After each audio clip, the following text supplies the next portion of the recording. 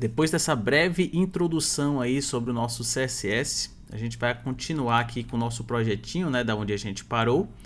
E o que está faltando aqui nesse site é um header, né, a parte superior aqui, e está faltando também a nosso footer, né, a parte de baixo do nosso site, né, um site padrão, né. Primeira coisa que a gente vai fazer aqui é o seguinte: vamos dar uma organizada nesse código aqui, porque você percebe que aqui no meio do meu HTML eu tenho esse CSS, eu tenho aqui as minhas tags, né? E para deixar o negócio mais organizadinho, mais bonitinho, mais fácil de dar manutenção, né? Se outra pessoa for pegar nesse código, ele vai se adaptar mais fácil. Até mesmo você, depois de muito tempo aí de ter desenvolvido esse site, quando você voltar, você vai... quanto mais limpo o seu código for, melhor, né? E uma ótima prática da gente dar uma limpada aqui nesse HTML é jogando o meu CSS para um arquivo separado. No caso aqui eu tenho o meu index.html, foi o que a gente viu até agora, né? A gente trabalhou apenas com arquivos HTML e arquivos de imagem, né? Enfim, mas só que o que a gente codificou mesmo só com arquivos HTML. Agora a gente vai criar um novo arquivinho chamado estilo.css. Você pode dar o nome que você quiser para o seu arquivo do CSS, tá? Então, esse código aqui que a gente criou, a gente vai copiar ele, vou dar um Ctrl X, né? Vou recortar e um Ctrl V para colar aqui o meu código. Vou salvar e vou remover meu style aqui, né? E vou salvar esse camarada aqui também. Se eu atualizar aqui, a gente já percebe que o nosso estilo foi por água abaixo, né? A gente não está mais visualizando o meu estilo. Por quê? Porque eu preciso falar que neste HTML aqui, neste documento, que ele use esse estilo aqui. Ele não pega automaticamente, eu tenho que avisar para ele qual é o estilo que ele vai ter. Então, se eu vier aqui e na tag especial do meu HTML chamada link, certo? href, né? A referência do caminho, né? Então, estilo.css. Esse daqui é o nome do meu arquivo, tá? Se eu tivesse dentro de uma pasta, por exemplo, se aqui tivesse vamos colocar sei lá, um CSS mesmo, certo? E aí eu adiciono aqui, eu vou arrastar esse arquivo para dentro do meu CSS. Como é que eu faria aqui neste caso?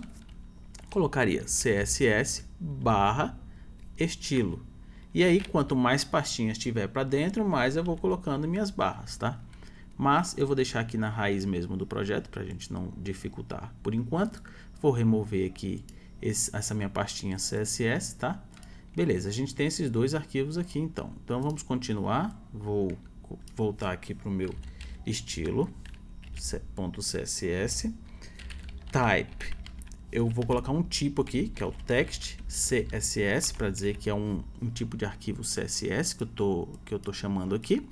E eu vou fechar ele com barra maior que, né? Que a gente aprendeu aqui que isso aqui é uma tag única, né? Uma tag que ela não tem filhos. Então a gente fecha ela no final quando a gente trabalha com ela, beleza? Vou salvar ele aqui então e vou atualizar e nada aconteceu. Porque eu esqueci de um atributo, não foi de propósito.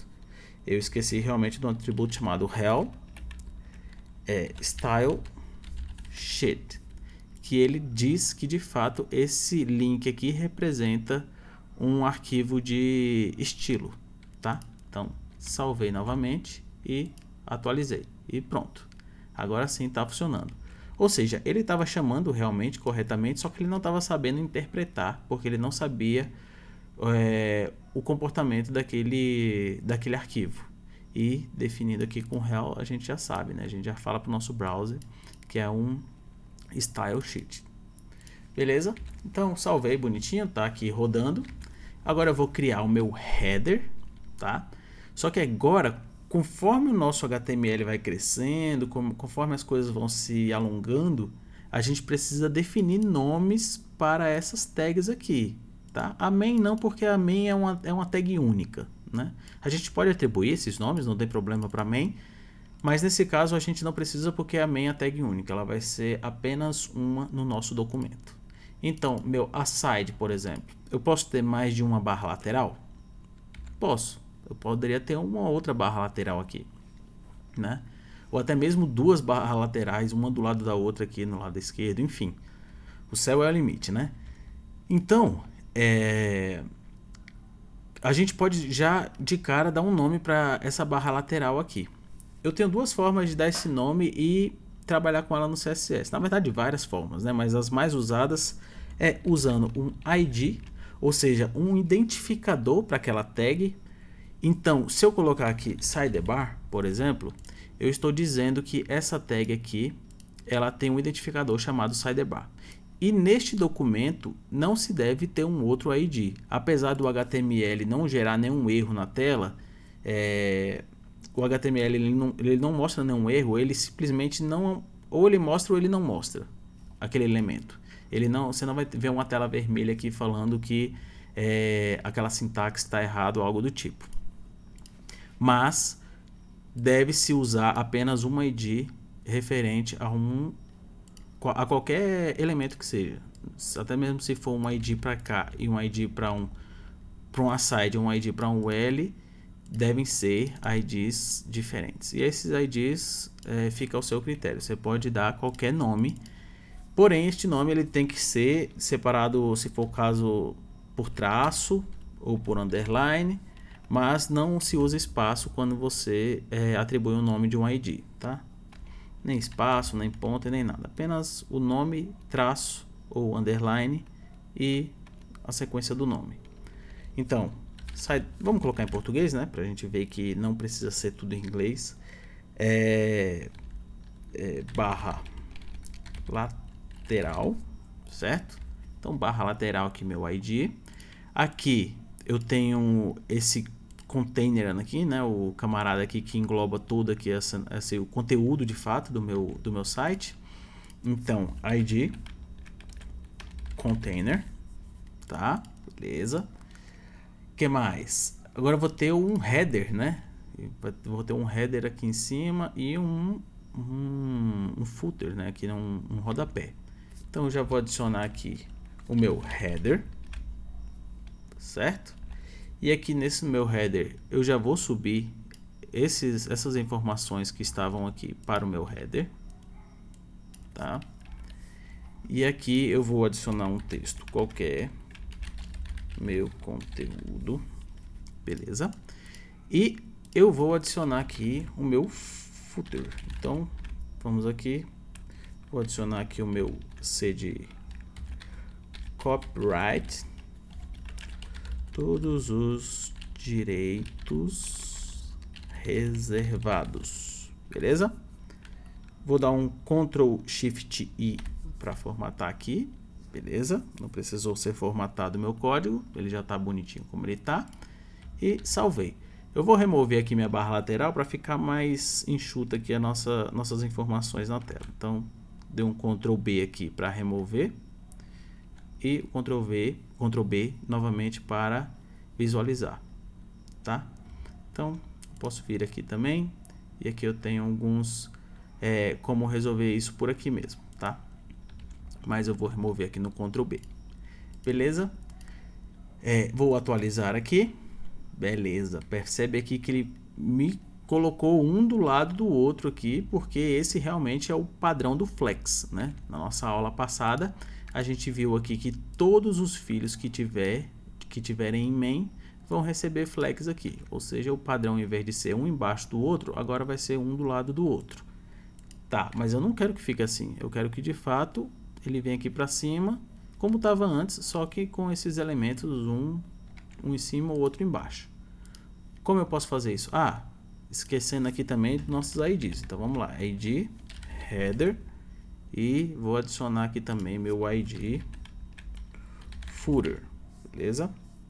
Então, vou dar uma quebrada de linha aqui para ficar mais fácil, mais legível, bacana. Vou dar um espaçamento aqui também para a gente ver aonde se separa, né, cada elemento do nosso HTML, beleza. Salvei aqui. Percebe que quantos espaços eu der aqui e salvar aqui, não importa, não vai influenciar em nada na minha tela, certo? Então, vamos voltar aqui para como estava antes, salvei. Tá, agora eu preciso reorganizar o meu HTML para que essa estrutura aqui seja reestruturada, né? Essa estrutura seja reestruturada é boa. Para que a sidebar e o container ele fique um do lado do outro, só que essa parte de cima aqui não. Como que eu posso fazer isso? Eu posso continuar com ele como flex, o main como flex, e atribuir pesos para o header, ou seja, o header tem um peso forte, o footer tem um peso forte, esses aqui não. Só que, a partir do momento que eu manipular qualquer elemento aqui, pode dar uma zoada. Ficaria mais complexo da gente dar uma manutenção futura. Então, o que eu posso fazer aqui nesse caso? Como a gente está trabalhando com a web semântica aqui, está tudo semântico, bonitinho, meu HTML está semântico, o que eu posso fazer aqui para não estragar a semântica do meu HTML? Eu vou adicionar aqui uma tag que não é semântica, um ID ou uma div, e vou adicionar aqueles elementos que eu tinha criado que ficam um do lado do outro para aqui para cima. Ou seja, a gente tem aqui minha div abrindo aqui e fechando aqui, e aqui minha sidebar e o meu container, né? Aqui eu vou mudar para conteúdo, porque a gente está mudando para português, né? Para a gente ver aqui que essa nomenclatura aqui a gente pode usar o que a gente quiser, cabeçalho, certo? E salvei. Atualizei aqui. Percebe aqui que ele já mudou o comportamento. Agora esse elemento veio um para debaixo do outro e ele continuou como flex aqui. Por quê? Porque a gente está envolvendo agora, ele por essa div. Ou seja, essa div aqui ela não é flex, só os filhos de main que são flexíveis. Então tudo que tiver dentro do div, ele vai continuar com aquele comportamento de um debaixo do outro, tá? Eu vou colocar aqui um ID chamado envolver, tá?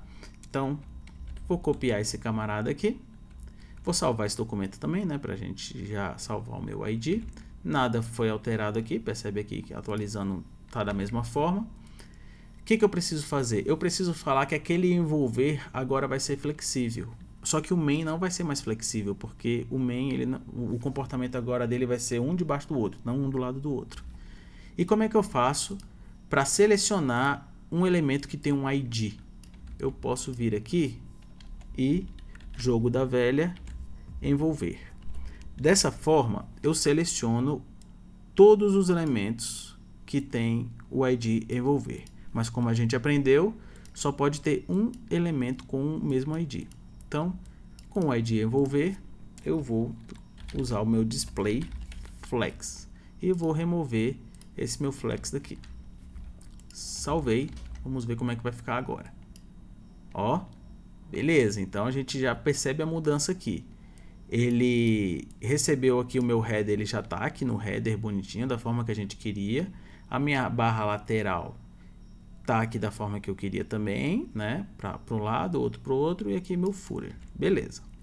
Então, até agora ok. Vou pegar o meu gap que eu tinha adicionado aqui, né? E vou jogar para cá, né? Para nossa barra lateral e nosso container lá ficar com um gap de 30 pixels. Beleza? Então, salvei aqui. Ó, o gap foi adicionado.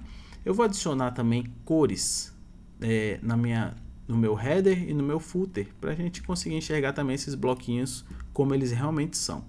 Então vou pegar aqui meu cabeçalho, como a gente viu aqui, para eu selecionar um elemento com um ID específico, eu coloco o jogo da velha, cabeçalho, e aqui eu coloco meu background color.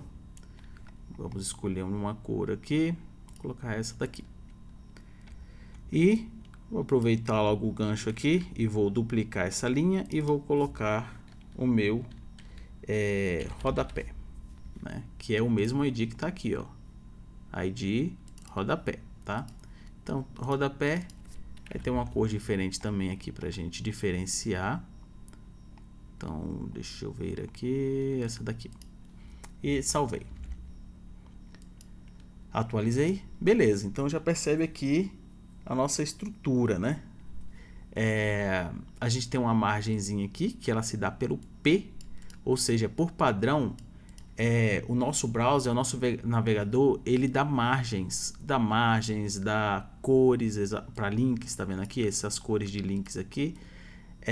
Esses comportamentos o próprio navegador dá por padrão, mas a gente pode remover esse padrão de margem, né? Por exemplo, a gente vê aqui, ó, que a gente tem uma margem entre o bloco e realmente o nosso site. Como é que eu faço para remover?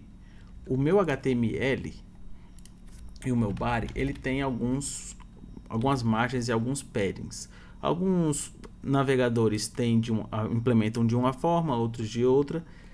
Para a gente resetar todas as margens e paddings do meu navegador, ou seja, dos meus elementos, então ele vai percorrer todos os elementos com esse asterisco aqui, e vai aplicar aquele conjunto de informações que eu passar aqui. Então, se eu vier asterisco, colocar margem 0 e padding 0, então ele vai remover margens e paddings de todos os meus elementos. Salvei. E beleza, percebe que todas as margens foram removidas, até do meu UL. E o meu L ele tinha aquelas bolinhas lá, mas como eu removia margens e paddings, então aquela bolinha meio que está escondida aqui debaixo, né? Debaixo do nosso navegador. Eu posso vir aqui no meu aside, que agora é barra lateral, então eu vou aqui alterar para barra lateral, certo? Vou salvar, vamos atualizar, beleza, nada aconteceu, esse era o esperado. Eu vou adicionar agora essa margenzinha na mão aqui para o meu UL. Como é que eu faço isso? Venho aqui na minha barra lateral, vou copiar ela e eu vou colar aqui o L. E já vou abrir o meu escopo aqui do meu estilo. Mas o que é isso aqui, né? Por que eu joguei esse UL aqui? Aqui a gente vai seguir a hierarquia dos filhos. Ou seja, aqui eu tenho barra lateral e logo em seguida eu tenho um filho UL. Eu posso também atribuir LI, posso atribuir para o A, e assim eu posso ir navegando por espaços. Então, o L, LI, A. E aqui eu posso colocar aqui uma cor, por exemplo, text na verdade, que é o color apenas, e eu vou colocar aqui um red, né? Aqui eu vou mudar a cor de texto do meu link. Salvei, atualizei, percebe aqui que ficou tudo vermelho. Vou dar um zoom aqui para ficar mais fácil da gente enxergar.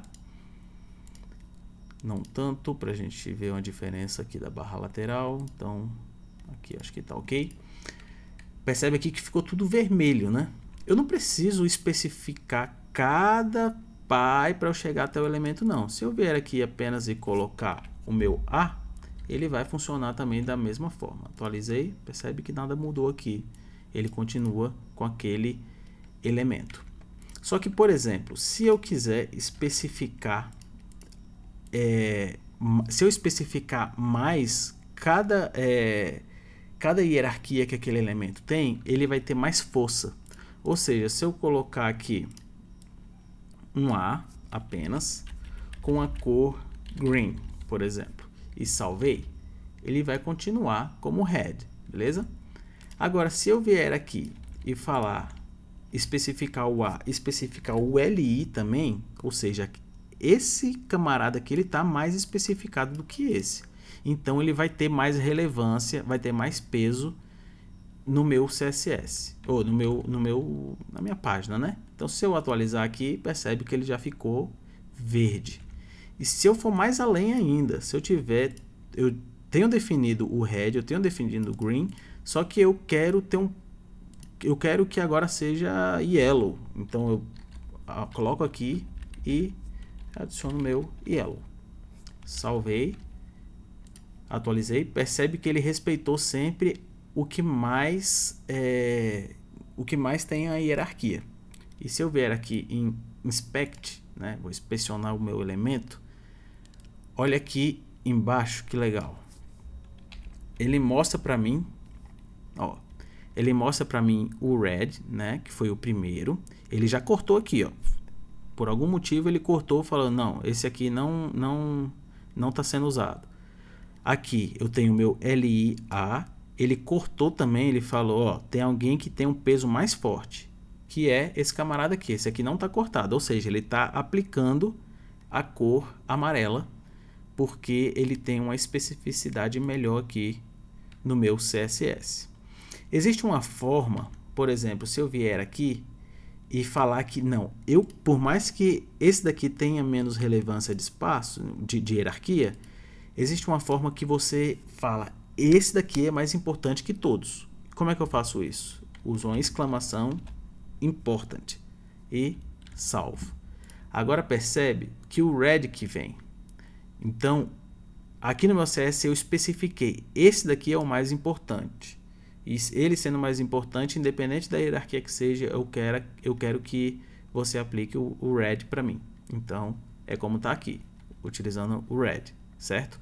Só que usar isso aqui é muito ruim, né?